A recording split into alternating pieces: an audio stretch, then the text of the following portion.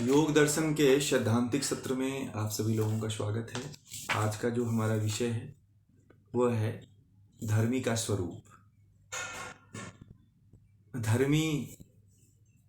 धर्म के बारे में पीछे वाले सूत्रों में काफ़ी चर्चा हो चुकी है और अगला जो सूत्र है विभूतिपाद का 14वां सूत्र है, उसमें महर्षि पतंजलि कहते हैं कि शांतो दिताव्य पदेस्य धर्मानुपाति धर्मी। इसके सूत्र को समझेंगे कि इस सूत्र का तात्पर्य क्या है। तो शांत इसमें 5 शब्द हैं। शांत, उदित, अव्यपदेश्य, धर्म और अनुपाति, इसमें 5 शब्द हैं। तो शांत का तो जो तात्पर्य है वो है शांत, और उदित का जो शांत का जो तात्पर्य है वो भूत है, और उदित का जो तात्पर्य है वो वर्तमान है, और अव्यपदेश्य का जो तात्पर्य है वह भविष्यत है, भविष्य काल है। और अनुगत का अनुपदेश्य का जो तात्पर्य है वो अनुगत से लिया गया है, और अनुगत का जो तात्पर्य है वह हमेशा विद्यमान रहने वाला, निरंतर बना रहने वाला। और धर्मी का तात्पर्य जो इसमें बताया है महर्षि पतंजलि ने वह है धर्मी। धर्मी ही समझिए धर्म से धर्मी कहलाता है। तो इसका जो तात्पर्य है कि भूत, वर्तमान, भविष्य धर्मों से जो एक वस्तु तत्व निरंतर विद्यमान रहता है, जो एक वस्तु तत्व निरंतर विद्यमान रहता है वही धर्मी कहलाता है। ये इसका शाब्दिक अर्थ है। और इसको सरल भाषा में समझना चाहते हैं तो इसको ऐसे कह सकते हैं कि जैसे तीनों कालों में, भूतकाल में, वर्तमान काल में और भविष्य काल में, तीनों कालों में मिट्टी आदि द्रव्यों में जो भी घट यानी कि घड़े में जो परिवर्तन करके जो पदार्थ बनते हैं वे मिट्टी से घड़ा बनना ही उसका धर्म कहलाता है। और इन जो घटादि धर्मों से जो उसका उपादान कारण मिट्टी है, मिट्टी को ही जो है धर्मी कहा गया है। इसे ही धर्मी कहा जाता है। और घट आदि विकार जो कालांतर में नष्ट होकर के पुनः जो है उसी में अपने नष्ट होकर के अपने मूल स्वरूप में विलीन हो जाते हैं, और पुनः जो है उसमें मिल जाते हैं, अपने मूल अस्तित्व में मिल जाते हैं, वही उसका जो है धर्म का भविष्य भूतकाल है। तो ये जो है इसका जो है इस सूत्र का अर्थ रहा। अब आपको हम ये बताना चाहते हैं कि जो शांत, उदित और अव्यपदेश, इन तीनों धर्मों में अनुगत रहता है वो क्या रहता है? धर्मी। तीनों में अनुगत रहता है। जैसे कि मिट्टी को ले लिया आपने, तो मिट्टी सबसे पहले चूर्ण के रूप में होती है, फिर उसमें पानी मिला करके उसे मथा जाता है। मथने के बाद जो है वो गोले रूप में आती है, पिंड के रूप में, फिर उसका आकार दे करके उसको घड़ा आदि बनाया जाता है। घड़ा आदि बना करके उसको भट्ठी में सेका जाता है। सेकने के बाद वो उसको पुताई होती है गेरू आदि से, और फिर वो तैयार हो जाता है। और फिर धीरे धीरे जैसे समय बीतता जाता है वह उसका धीरे धीरे जर्जर और पुराना होता चला जाता है। तो ये तीनों काल उसमें देखने को मिलते हैं। वर्तमान भी रहता है, भूत भी, भविष्य भी, और ये तीनों काल आपको देखने को मिलता है। अब ये बात आती है कि इसमें धर्मी क्या होता है, ये शांत क्या होता है, उदित क्या होता है, अव्यपदेश्य क्या होता है। ये 3 शब्द आए हुए हैं, तो इसको समझना जरूरी है कि क्या क्या होता है। तो जो धर्म अपना कार्य पूर्ण करके तिरोहित हो गया है वह शांत कहलाता है। जैसे कि घड़ा है, तो घड़ा चूर्ण से लेकर के पिंड तक, चूर्ण से लेकर के मिट्टी से लेकर मिट्टी से लेकर के पिंड घड़ा बनता है, और घड़ा बन करके फूट जाता है, फूट करके वो फिर मिट्टी में, उसे शांत कहते हैं, यानी कि भूतकाल कहते हैं। और जो धर्म अपना कार्य पूर्ण करके तिरोहित हो गए हैं, यानी कि नहीं, जो वर्तमान काल में उदित अभिव्यक्त होकर के अपना कार्य कर रहे हैं, जैसे घड़ा बन करके और उसमें पानी आदि रख करके वो पानी आदि पात्र का निर्वहन कर रहा है, अपना जो उसका कार्य है। घड़ा तैयार हो गया, उसमें आप सामान आदि रखने लगे, तो वह व्यक्त होकर के मिट्टी जो है व्यक्त होकर के घड़े के रूप में जब अपना कार्य कर रही है, तो वह उसका क्या कार्य है, वह उसका वर्तमान काल है।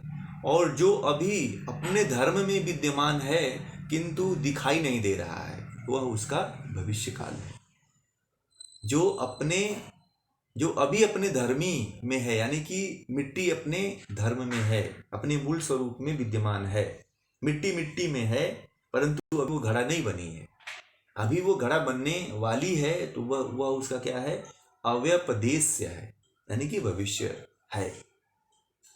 मिट्टी धर्मी है, मिट्टी हमेशा धर्मी ही है क्योंकि अपने मूल स्वरूप में होती है, और पिंड आदि उसके धर्म हैं।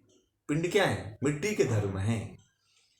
और मिट्टी को देखा होगा कि मिट्टी से चूर्ण बनता है, चूर्ण से टीकरे बन जाते हैं, पिंड बनता है। पहले घड़ा बन गया, घड़ा बन करके पुराना हुआ, पुराना हो करके धीरे धीरे टूट गया, टूट करके उसमें छोटे छोटे टीकड़े हो गए, टीकड़े बनने के बाद फिर वह चूर्ण में परिवर्तित हो जाता है, चूर्ण में बनने के बाद वह मिट्टी बन जाता है।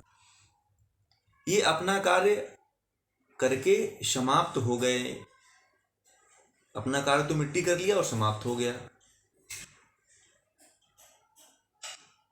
ये मिट्टी के शांत धर्म कहलाए। ये शांत मिट्टी का जो है शांत धर्म है, भूतकाल है, अपना कार्य करके पूर्ण हो गया। अव्यपदेश है, भविष्य में उदित होने वाला है। अतीत धर्म का कोई धर्म नहीं होता, अभी तो बनने वाला है, बीत चुका है उसका। तो इसका कहने का मतलब यही है कि महर्षि पतंजलि यही कहना चाहते हैं। महर्षि पतंजलि का तात्पर्य यही है कि जैसे मिट्टी होती है, पिंड से जो है, मिट्टी से जो है घड़ा बनता है, उसी तरह से मनुष्य शरीर का भी है। ये बताने का तात्पर्य यही है महर्षि पतंजलि का कि जैसे ये मिट्टी के तीनों काल बता दिए गए, घड़े का तीनों काल बता दिए गए, कि जिस तरह से घड़ा अपने मूल स्वरूप में बना रहता है और उसको फिर किसी कुम्हार के द्वारा बनाया जाता है, और बनाने के बाद वो जैसे अपने मूल अस्तित्व में आता है, पुराना होने लगता है, वैसे ही मनुष्य का शरीर है। मनुष्य जो है गर्भ में जब आता है तो मिट्टी के कारण जो है अपने मूल स्वरूप को धारण करता है। अब मिट्टी में पांचों तत्व विद्यमान रहते हैं, आकाश, वायु, अग्नि, जल, पृथ्वी। तो पृथ्वी में चारों तत्व विद्यमान रहते हैं और पांचवा तत्व पृथ्वी है ही। तो इस तरह से जो है इस मिट्टी से मनुष्य का गर्भ में निर्माण होने लगता है, और धीरे धीरे जब गर्भ में वो बच्चा आ जाता है तो उसका 9 महीने तक बढ़ता है, बढ़ने के बाद जन्म होता है, और 20 से 25 सालों तक वह बढ़ता है, और बढ़ने के बाद 20 से 25 सालों के बाद फिर वह धीरे धीरे ढलना शुरू हो जाता है, उसका ढलना प्रारंभ हो जाता है। पहले उसका वर्तमान चलता है, वर्तमान जो है धीरे धीरे जो है नष्ट होने लगता है, नष्ट होकर के धीरे धीरे शरीर जर्जर होने लगती है, और जर्जर होकर के एक दिन शरीर नष्ट हो जाती है। परंतु जो मिट्टी है वह नष्ट नहीं होती है। मिट्टी रूप जरूर मनुष्य का धारण कर लेती है, परंतु वो नष्ट नहीं होती है, अपने मूल स्वरूप में जाकर के वो विलीन हो जाती है। तो जीवात्मा को ये समझना चाहिए कि जो सृष्टि है, जो सृष्टि के मूल तत्व पंच महाभूत हैं, वो पंच महाभूत जो है वर्तमान, भविष्य और भूतकाल, भूत, वर्तमान और भविष्य, इन तीनों में अपने धर्म का ही निर्वहन कर रहे हैं, इसलिए इसको धर्मी कहा गया है। मनुष्य है कि इस धर्मी को ही जो है अपना मूल स्वरूप मान लिया है। धर्मी को मूल स्वरूप मानने से ही तो दुख होता है, धर्मी को मूल स्वरूप मानने से ही तो समस्याएं आ रही हैं। व्यक्ति ये मानने के लिए तैयार ही नहीं है कि ये जो धर्मी जो है, जो अपना धर्म का निर्वहन कर रहा है, वो जीवात्मा का अस्तित्व नहीं है। धर्मी को जीवात्मा का अस्तित्व मानने से ही तो समस्याएं आ रही है। लोग तरह तरह के दुखों में फंसते चले जा रहे हैं, कष्टों में आते हैं, विषयों में फंसते हैं, मोह में फंस जाते हैं, मोह से ग्रसित हो जाते हैं। मोह तभी होता है जब व्यक्ति जो है, जो मिट्टी है, मिट्टी के जो धर्म हैं, गुण धर्म हैं, उस गुण धर्म को अपना गुण धर्म मान लेता है। और मिट्टी के गुण धर्म को अपना गुण धर्म मानने से ही व्यक्ति प्रकृति में फंसा रहता है, प्रकृति के विषयों में वो लिप्त हो जाता है, इसीलिए कभी ऊपर नहीं उठ पाता है। समस्या इसीलिए आती है क्योंकि हर तत्व, सृष्टि का हर तत्व तो अपने उपादान कारण में उसको विलीन होना ही होना है। मनुष्य ये समझता है कि जो शरीर मिली हुई है मुझे, वो शरीर हमेशा बनी रहेगी, ये शरीर नष्ट ना हो। व्यक्ति यही सोचता रहता है कि इसमें कोई बीमारी ना आए, मैं जीऊँ, अच्छी तरह से ऐश करूँ, अच्छी तरह से खाऊं, अच्छी तरह से घूमूं। तो इस शरीर के लिए तरह तरह का यत्न करता रहता है, तरह तरह की जो है व्यापार करता है, उद्योग करता है, कार्य करता है, डॉक्टरों के पास जाता है, वैद्यों के पास जाता है, सलाह लेता है, इसकी चिकित्सा करवाता है, तो तमाम तरह के वो कार्य करता है। परंतु कार्य करने के बाद वो तो अपना कार्य करता है, परंतु उसको ये नहीं पता होता है कि जो मिट्टी है वो अपने गुण धर्म का पालन कर रही है।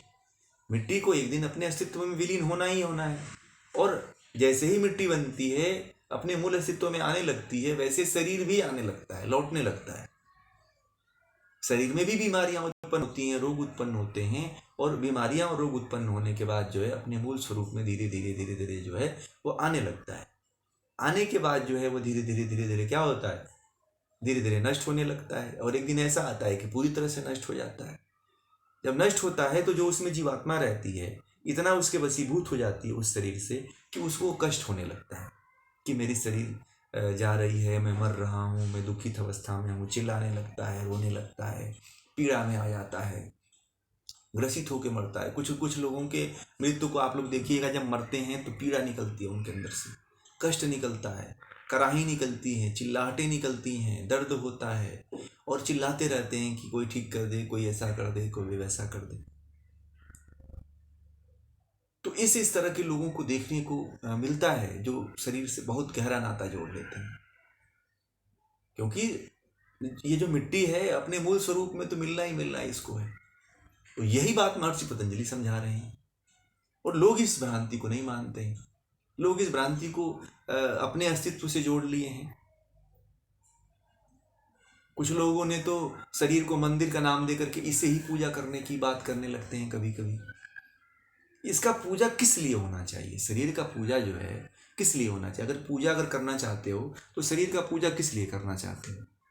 शरीर का पूजा इस जो मिट्टी का जो अस्तित्व जब तक है तब तक बनाए के अस्तित्व को तभी तक बनाए रखिए, और उसके बाद इसको बनाने के बाद आप इसको जानने की कोशिश करिए कि जीवात्मा क्या है, आपके भीतर जो जीवात्मा है। क्योंकि जीवात्मा के कारण ही तो शरीर में दर्द और पीड़ा महसूस होता है। चेतन तत्व तो एक ही है, वह है जीवात्मा। प्रकृति तो किसी न किसी का उपादान कारण है। ये जो पंच महाभूत हैं, पंच इंद्रियां हैं, और पंच इंद्रियों से मिट्टी से जो शरीर बनी हुई है, ये तो प्रकृति, ये तो उपादान कारण है किसी का। तो उपादान कारण तो अपने मूल कारण में विलीन होता ही होता है ना। जब होता है तो जब हमें इतना पता चल गया, जब हमें इतना जानकारी हो गई, तो हमें सतर्क होना चाहिए और हमें इससे बचने की कोशिश करना चाहिए। हमें इधर नहीं जाना चाहिए, और यही समस्या उत्पन्न हो रहा है। इस सूत्र का तात्पर्य यही है।